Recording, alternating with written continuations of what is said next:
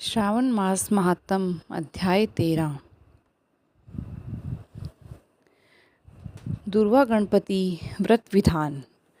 सनत कुमार बोले, हे भगवन, किस व्रत के द्वारा अतुलनीय सौभाग्य प्राप्त होता है और मनुष्य पुत्र पौत्र धन ऐश्वर्य तथा सुख प्राप्त करता है।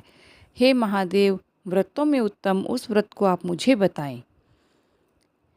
ईश्वर बोले, हे सनत कुमार, 3 लोकों में विख्यात दुर्वा गणपति व्रत है। सर्वप्रथम भगवती पार्वती ने श्रद्धा के साथ इस व्रत को किया था।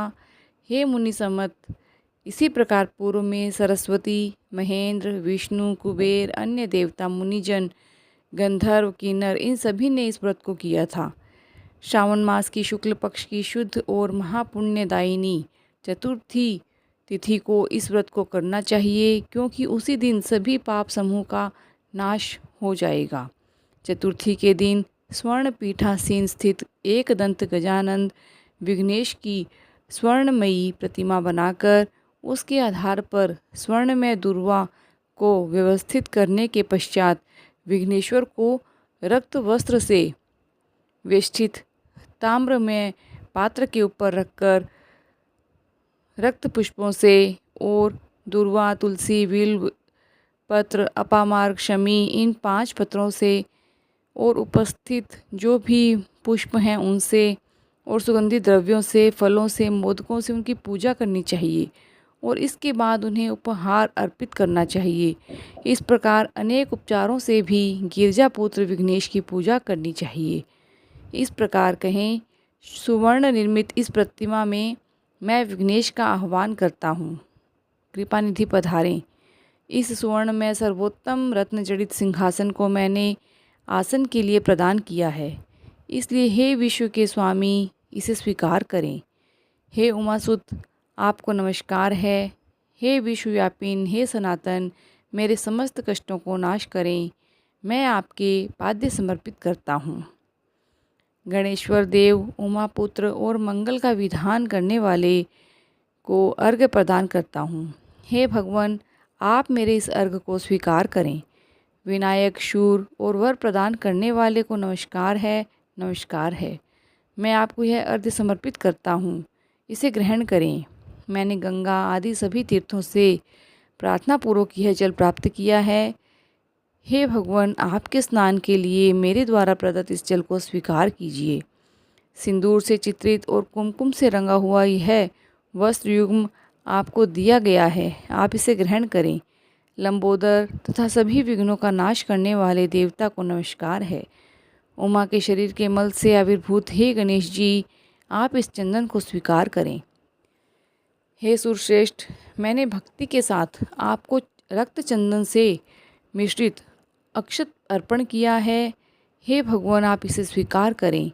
मैं चंपा के पुष्पों, केतकी के पत्रों और कुसुम के पुष्पों से गौरी पुत्र की पूजा करता हूँ। आप मेरे ऊपर प्रसन्न हों। सभी लोगों पर अनुग्रह करने तथा दानवों का वध करने के लिए स्कंद गुरु के रूप में अवतार ग्रहण करने वाले आप प्रसन्नतापूर्वक यह धूप लीजिए। परम ज्योति प्रकाशित करने वाले तथा सभी सिद्धियों को देने वाले आप महादेव पुत्र को मैं दीप अर्पित करता हूँ, आपको नमस्कार है। इसके बाद गणानाम त्वाम, इस व्रत से मोदक, 4 प्रकार के अन्न, पायस तथा लड्डू आदि का नैवेद्य अर्पण करें। मैं आपके मुख शुद्धि के लिए आदरपूर्वक कपूर, इलायची तथा नागवल्लवी के दल से युक्त तांबुल आपको प्रदान करता हूँ। हिरण्यगर्भ के गर्भ में स्थित अग्नि के स्वर्ण बीज को मैं दक्षिणा रूप में आपको प्रदान करता हूँ, अतः आप मुझे शांति प्रदान कीजिए। हे गणेश्वर, हे गौरीपुत्र, हे गजानन, मैं आपका व्रत करूँगा। इस प्रकार अपनी सामर्थ्य के अनुसार विघ्नेश का विधिवत पूजन करके और उपरोक्त सामग्री का अर्पण कर देना चाहिए।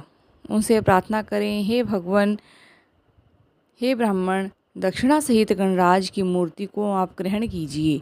आपके वचन से मेरा यह व्रत आज पूर्णता को प्राप्त हो। जो मनुष्य 5 वर्ष तक इस प्रकार व्रत के उद्यापन व्रत करके उद्यापन करता है वह वांछित मनोरथों को प्राप्त करता है और देहांत के बाद शिवलोक को जाता है। और 3 वर्ष तक जो इस व्रत को करता है वह सभी सिद्धियां प्राप्त करता है। जो व्यक्ति उद्यापन के बिना ही इस उत्तम व्रत को करता है, विधि के अनुसार भी उसका जो कुछ भी किया गया हो वह सब निष्फल नहीं जाता। अब उद्यापन की विधि बताई गई है। उद्यापन के दिन प्रातःकाल तिलों से स्नान करें। उसके बाद व्यक्ति 1 पल या आधा पल या उससे भी आधा पल स्वर्ण की गणपति की प्रतिमा बनाकर पंचगव्य से स्नान कराकर भक्ति और श्रद्धा के साथ इन 10 नाम मंत्रों से दुर्वा दलों के सम्यक पूजन करें।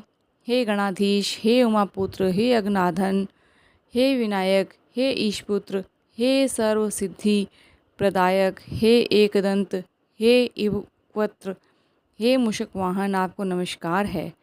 आप कुमार गुरु को नमस्कार है। इन पदों से पृथक पृथक पूजन करें। पहले दिन अधिशासन करके प्रातःकाल गृह होम करके दुर्वा दलों और मोदकों से होम कराना चाहिए। उसके बाद पूर्णाहुति देकर आचार्य आदि को विधिवत पूजन करना चाहिए और घट तुल्य थनों वाली गाय का दान अपनी सामर्थ्य के अनुसार करना चाहिए। हे वत्स, इस प्रकार व्रत करने पर मनुष्य सभी मनोरथों को प्राप्त कर लेता है। हे सनत कुमार, अपने प्रिय पुत्र गणेश के व्रत करने से संतुष्ट होकर मैं उस मनुष्य को पृथ्वी पर सभी सुख प्रदान करके अंत में सद्गति देता हूँ। जैसे दूर्वा अपनी शाखा प्रशाखाओं के द्वारा वृद्धि को प्राप्त होती है, उसी प्रकार उस मनुष्य की पुत्र पौत्र आदि संतति निरंतर बढ़ती रहती है। हे सनत कुमार, मैंने दुर्वा गणपति का यह अत्यंत गोपनीय व्रत कहा है।